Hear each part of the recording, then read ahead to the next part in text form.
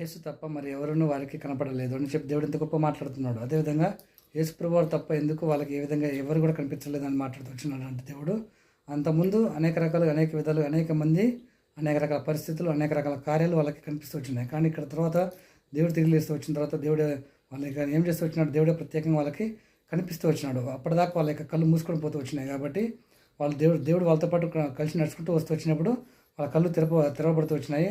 పిల్లలారా మీ దగ్గర భోజనానికి ఏదైనా ఉన్నదా అని అడుగుతూ వచ్చినప్పుడు దేవుడు ఆ విధంగా చెప్తూ మాట్లాడుతూ వచ్చినాడు. కాబట్టి అప్పుడు వాళ్ళ యొక్క కళ్ళు తెరవబడుతూ వచ్చినాయి. కాబట్టి దేవుడు వారి అక్కడికే కనపడుతూ వస్తూ వచ్చినాడు. కానీ నీ బతుకులో నీ స్థితిలో నీ జీవితంలో ఎటువంటి స్థితిలో ఉంటూ వచ్చినాడు అంటే ఒకప్పుడు అనేక రకమైన పరిస్థితులు కనిపిస్తూ వచ్చినాయి నీ కళ్ళకి. కానీ ఇప్పుడైతే దేవుడు నిన్ను ప్రతి ఒక్క విషయంలో రక్షించుకుంటూ గొప్ప దీవించుకుంటూ ఆస్వాదించుకుంటూ వస్తూ వచ్చినాడు. కానీ ఇప్పుడైతే మళ్ళీ నువ్వేం చేస్తూ వచ్చినావు, దేవుని పూర్తి మర్చిపోయి నీ కళ్ళు మూసుకుపోయే స్థితిలో నేను ఉంటూ వచ్చినావు. కాబట్టి యేసుప్రభువారు అక్కడే నీకు కనిపించాలి, కానీ ఇంకెవరూ నీకు కనిపించదు బిడ్డ అని చెప్పి దేవుడిని గట్టిగా మాట్లాడుతూ యేసుప్రభుని గొప్పగా కనిపిస్తూ వచ్చింది, గొప్పగా ప్రేమిస్తున్నాడు మనతో, గొప్ప దేవుడు మనతో యేసుప్రభువారు.